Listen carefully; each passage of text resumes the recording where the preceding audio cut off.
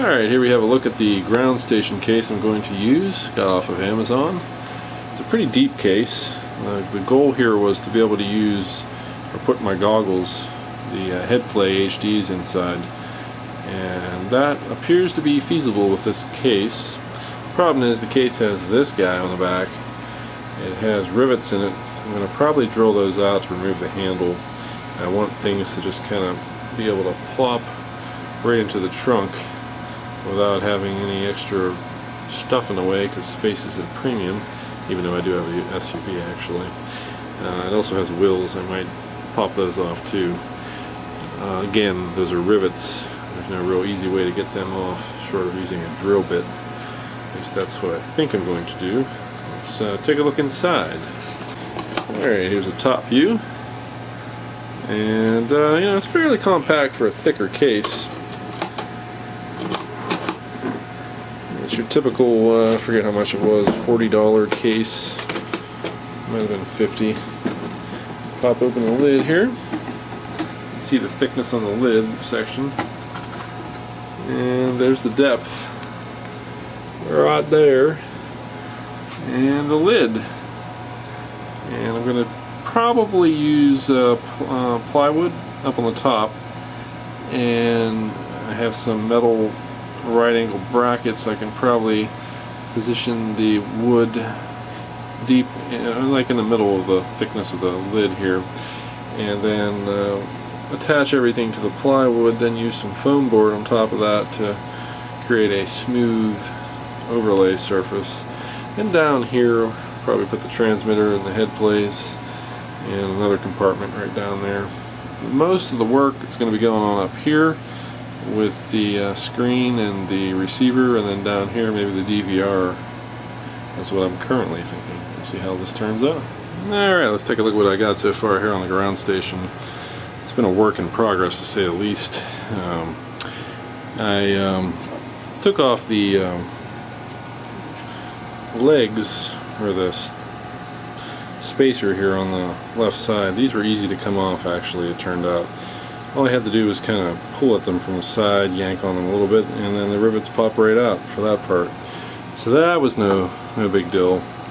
I probably should have reused the holes for the brackets I'm using for the attachment board here, but I didn't.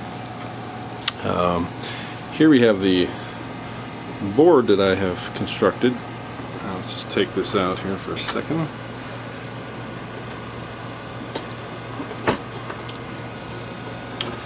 And on the board, I was able to make 4 holes on the back for the LCD, for the mount. These are using number 4.70 thread screws on the ready-made RC LCD.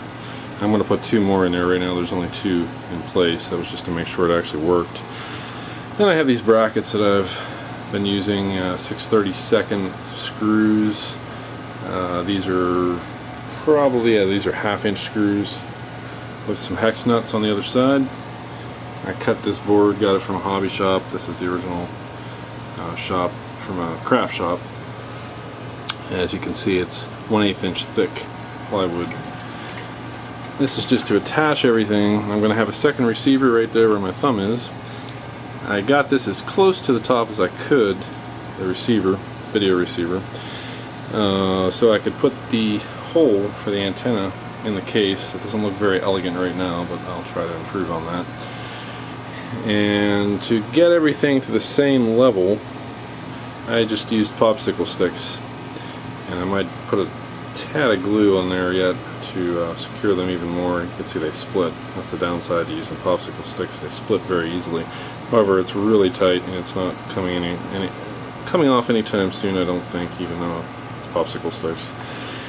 The reason why I want to get them both to a very similar flush level is because I'll take the black Elmer's foam that I have and I will overlay that over top of this whole thing.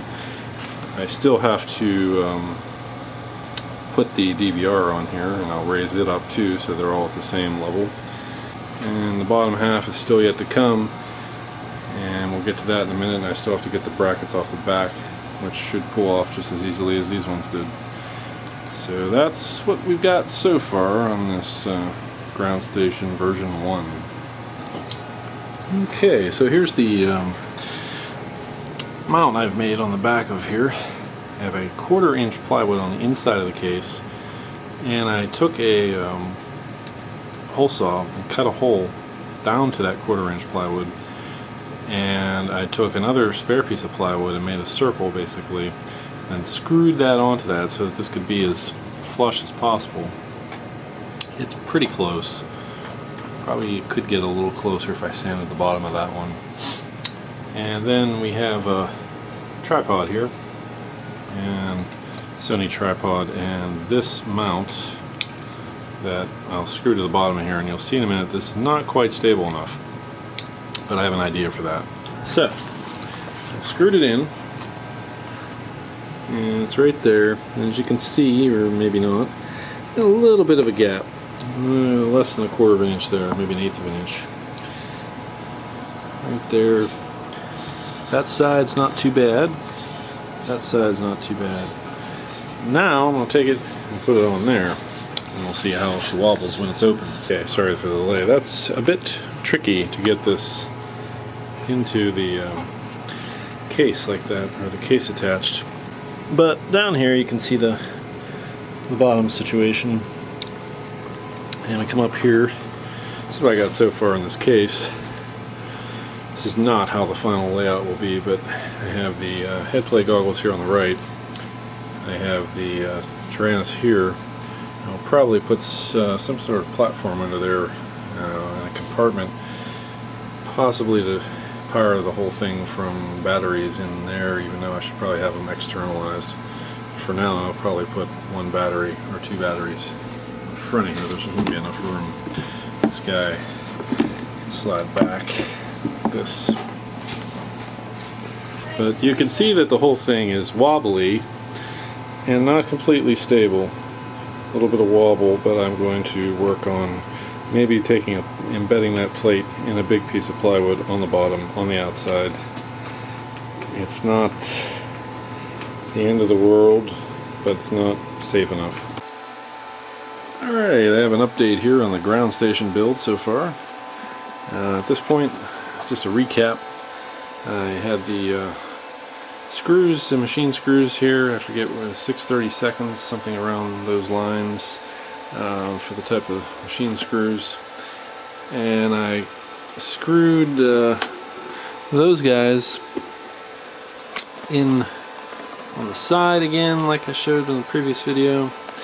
And I have these screws here going to this L bracket here, here, here, and here. And here we have the DVR now on Velcro. I have one of the 2 receivers here. There will be a second one. I'm probably going to put it down here to allow for a bigger screen later on. And I put the eagle eyes here. That might have to be raised up a hair, and it does fit when I put the goggles in here. When I close the lid, everything seems to be fine. And I still have the wood showing here, but I'm going to put some of the what's called fun foam from the hobby store down in there to cover that up. You can still see the machine screws coming up from the bottom, and that 1/4 inch 1/4 tripod screw hole there. That's still a work in progress. But at this point I have working areas in here. This is where the transmitter will go for transport, and only for transport really. He goes in here, and it does fit. I'm just move things back a hair. There we go. And then on top of that, I have the foam, which I'll just keep this piece right here. Some sawdust there. This piece of foam here for when I transport it. I may even put some on the side. There's enough room in there to put some foam on the side to protect it. And then when you get to the field, take out the transmitter, take out the goggles, and you're left with this area for whatever. You're left with this area. Now, I don't know what I would use this area for, but underneath I left just enough height here to put things down underneath. As you can see, that's not much room, it's maybe 1 inch high. And I used hinges from the hardware store. The whole pack came for $4, smallest ones I could find. And here is this compartment.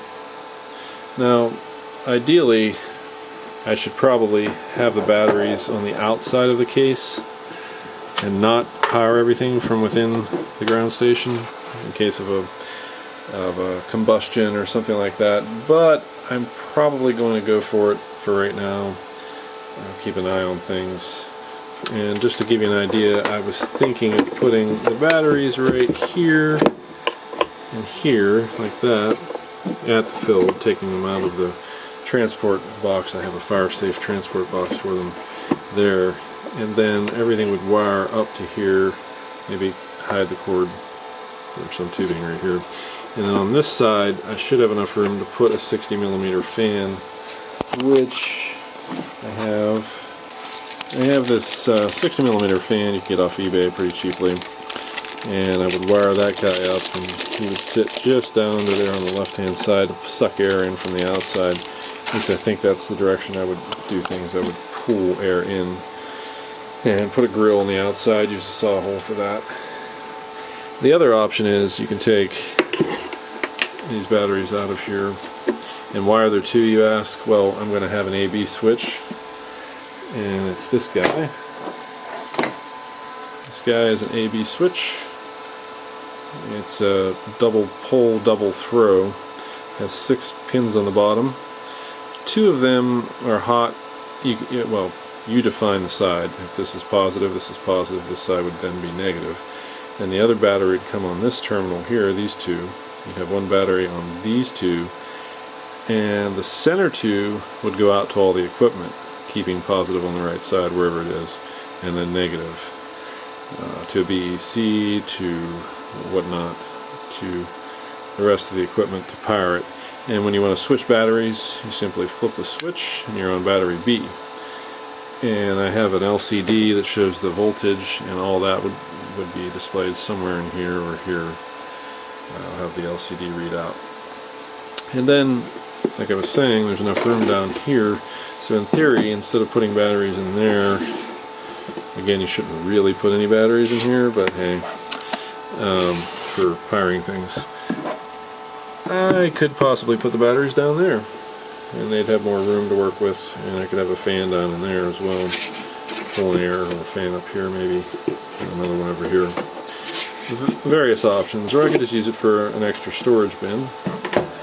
And that is the compartment so far. I'm going to foam it up, and I'll possibly put some flue tape down in this compartment if this is really going to be the battery power section. I know the flue tape is rated at 650 degrees Fahrenheit. It's not really going to probably stop melting or the case getting destroyed if one of the batteries were to explode, but it would at least give me peace of mind, I suppose, in the rare case that would actually happen. And if it did happen, nothing else would be in this box on the bottom during the flight. It would only be the top lid that would be at risk, not the bottom. So there's also that factor to think about. Either way, it'd be better if they were on the outside and I had a wire coming in to the box. But that's what I've got so far. This is version 0.5, I guess we'll call it, and see how it goes from there. Alright, here is a look at the wiring on the ground station. It's going to go inside the box and get wired in. This is a look at the ground station that'll go inside the wiring inside the ground station for the batteries. I have a double throw, double pole switch to switch between 2 batteries. That's what this guy is for. Here's battery 1, battery 2. In this position, which points at these wiring, actually this battery is the active battery. And you can see the wiring down here. Basically, we positive and negative from one battery over here, positive and negative from the other battery there, and then the common out, keep the negative on one side matching the battery here and here, negative here, and that goes out to this Y adapter. And from the Y adapter we take a 2.1mm splitter for barrel and a little Dean's connector to barrel, and then out to the 12-volt powered things. Then on the other side we have of the Y, I made a Dean's connector that goes into this UBEC, 5 amp UBEC. Can run at 5 or 6 volts. It's set to 5 right now. And from there I just connected two different cables. One is a USB cable where you plug things in, and the other is actually a USB that's going to go and power this DVR right here, ready-made RC, with that kind of connector. So he'll go right up to the DVR and power that. And that's all on 5 volt on that side of the Y. So 12 volt over here, 5 volt over here, and then running off of these two mains coming out is 12 volt, of course, coming off of the two mains here, at least until you get to the splitter. Then it becomes 5 volt thanks to the UBEC. Now this is a 12 volt fan that's going to be inside. I'm going to have at least one in there for now, pulling air in across the batteries and out the other side. It's wired directly into the commons, and I also have the 25 milliwatt immersion RC transmitter to send the video signal to the head-play goggles, and that is 12 volt capable, and he is wired into the 12 volt common off of here. And also an LCD meter to show the voltage is 12 volt, and it is wired in there. I've kind of soldered the connectors together and left a small amount of wire to wrap around the screw there, which I might actually solder on directly. I haven't decided yet. I'm going to wrap those up with with black electrical tape to prevent anything from accidentally touching them when reaching in for batteries and things like that. And that is the current wiring layout, and all that's going to go inside the box, and it's already been tested. It's actually working. I just took it all out to make it easier to see. Now it's a matter of getting it in and making a little switch panel and a USB port, access port on the panel as well. And that's it for now on the ground station. Okay, here's an update on the ground station build so far. I have gone and put the double throw switch in here. I've wired everything in here. I have the USB plug, which I'm going to have go right about here into the panel, which will be above all this. And the leads for the voltmeter are here. I'm going to probably shorten those and put the voltmeter right here in between these two guys down here. Here you can see the wiring. I've tried to simplify it and organize it as best I can. I'll show inside there in one second, but for now I've settled on the DVR being here, the transmitter, the 25 milliwatt transmitter to send the video signal to the head play goggles right there, and probably on top of the foam here so it's got air. Receiver's still there, of course. Here's what that looks like with the shade on. I went with the eagle eyes here. There was an option I could have put it down in here. For now I figure it will work there, and I can still put second receiver right here with a about a 12-inch connection to the top here. I'll drill a hole for the other antenna, which will be up here somewhere, and that leaves a little bit of room for a bigger screen here, at least lengthwise, maybe not so much vertically, in which case this guy would end up going down in here if I had a bigger screen, and it would not affect keeping the goggles in here because it's small enough it can be put down there against the wall and not get in the way. So there's always that option. And most of the cables I have routed around the screen so you can't see them. I tried not to mix power with video cables to prevent signal quality degradation. And I think I'm going to go with this foam up here in between things instead of the hard foam board, because I don't have the same level for everything, plus there are these connectors sticking out, and it seemed like the foam would be a better way to kind of embed them and keep them out of view too. And inside here, if I disconnect the USB, you will see the wiring on the underside here. I've kept it as simple as I can. I put the fan there. I had to use long wood screws that just barely made it, and it worked. I used some hot glue on the bottom portion because I should have drilled it in first before I put the side panel. That was my silly fault there. There's the two battery connectors down there, and they'll go right in there, switching between A and B. So next up is going to be to take this piece of acrylic that I have that I've already cut. This doesn't look very good right now, but once I put the decal overlay on it and blend it in, it should look pretty good. The USB will come through that hole right there. I'll have the voltmeter right here and the switch right there.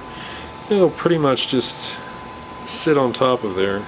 I don't think I'll need to do any kind of attachments because I think once this guy gets screwed in or hot glued in, it should stay in place. It's just one way to hide most of the ugly wires here, I believe. Should work out pretty well. And that's it for now. Okay, this is a look at the wiring to go to the 5.8 relay, the Immersion RC 25 milliwatt. This cable here is the cable that goes into the Immersion RC. Now they do make a cable that you could buy that is about a foot long and has the RCA on the other end already done. However, I chose to wire up a longer cable because that's not quite long enough for what I want to do. I don't want to have interconnects, so I figured I'll just do this in one shot.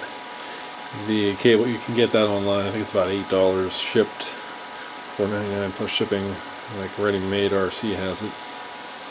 So what we have to do here is we have to have a ground for the video and the audio. Now I won't, of course, probably be using both channels on the audio, but nonetheless I'm including them here in this little video. That would be the green and white plugs.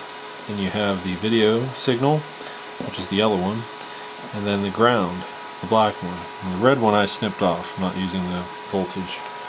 It's just going to the RCA. So to deal with the ground, I pulled back the cabling here, and we have the shielding, which is the ground.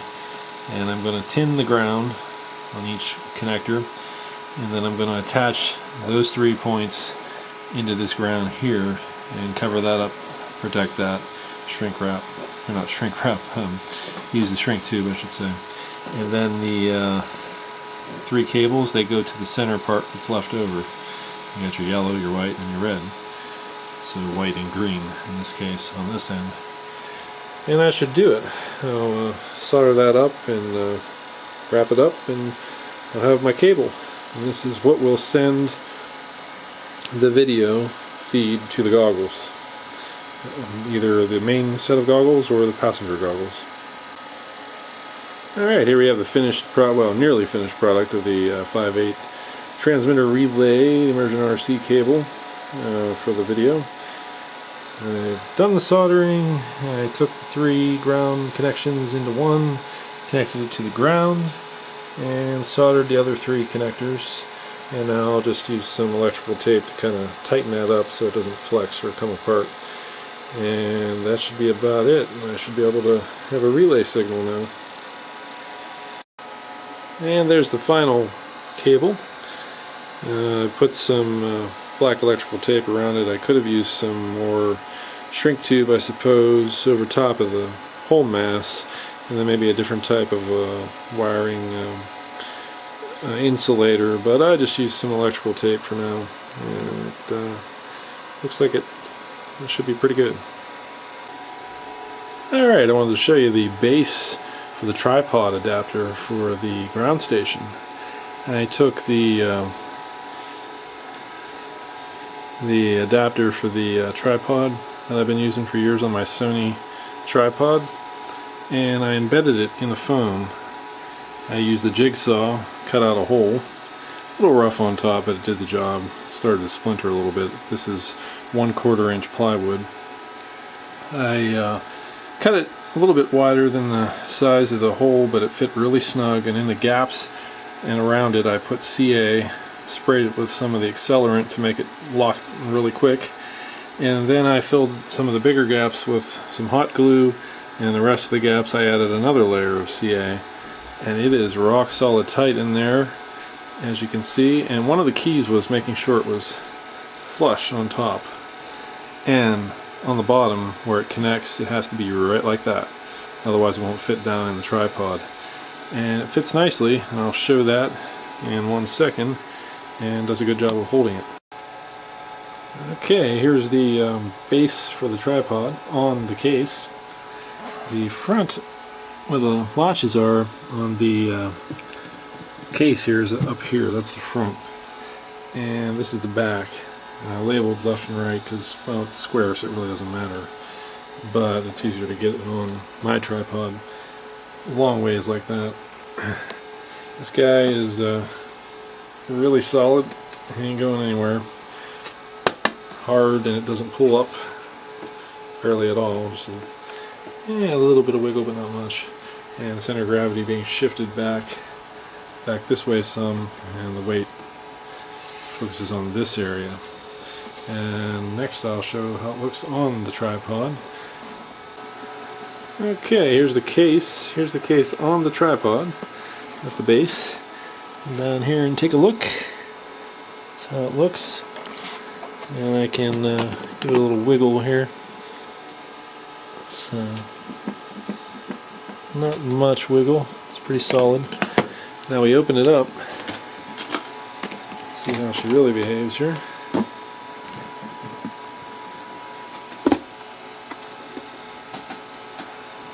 Alright, you can feel the weight shift towards the back and put on the pressure onto the plywood plate, but it holds. Now we'll just take a test. A little bit of rock there, but not like it was at all.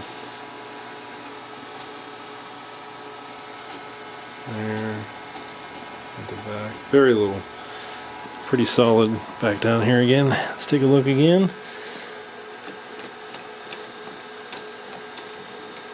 And there you go. Now I might possibly take a bungee from here to the front here to pull this down, just to give it a little more tension, and or get one of those. I might get one of those bags you hang down, anchors, to give it stability. But I don't plan on doing this on a very windy day to begin with, so I don't think it's going to be much of an issue. And that's also the layout of everything so far. I had to rewire this DVR cable because the USB one was not working out so well. I mean, it worked fine, but it always would come up asking for a password because it thought it was going to a computer. So I went with the DC cable instead. I did not cut the end off of the ready-made RC DC cable. I left the USB on there and instead cut off another USB like this extension and stripped the wires and made a connector basically for it to plug into, and that to plug into the current here. And it worked out pretty nicely. And I'm still waiting on the other ready-made RC receiver. They're still out of stock right now to fill in the second spot. And the 5/8 transmitter is working, although there's a problem with head plays getting a static blip every once in a while.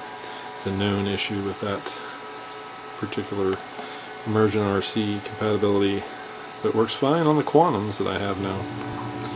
Okay, here's a look at the finished ground station. Rocking and rolling here. I have now a 5.8 receiver up here. I have a second 1.3. Now for the 5/8, I have these cables laying here because I don't have enough inputs on the Eagle Eyes to output, or input and output, a video from 3 sources at once. It only do 2 at once. That's the layout from before, the LCD. We have the 5/8 relay there as well. And I tried doing 5/8 at the same time with a 5/8 relay. That does in fact work, which don't know how often I'll actually use that. The 5/8 is mainly for quad flying at this point, although I may consider throwing a 5/8 receiver in the plane and trying that out. And I'm not actually using this for the Taranis as much anymore now that I have the box for the V303X380. I put the Taranis right in that box and the goggles in that box. So technically speaking, 90% of the time this box is now looking something like this without anything in it. I haven't really been putting those two items in here anymore. And the ground station I haven't actually been using as much now that I have everything built into the goggles as well. But there will be times on longer range flights where this will come in more handy to have the ground station as well. But lately I haven't been using it that much. But everything is built in, works great, and when you do use it, it fits on a tripod, and the mounts you saw in the previous video, it's underneath the wood mount. Latch that guy right onto the tripod and you're ready to go.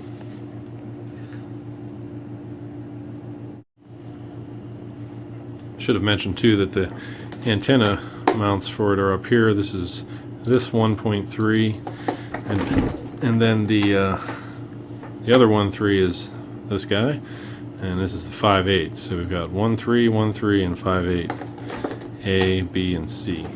And a final look with everything turned on. Here I have the V303 quad kicking out 5.8.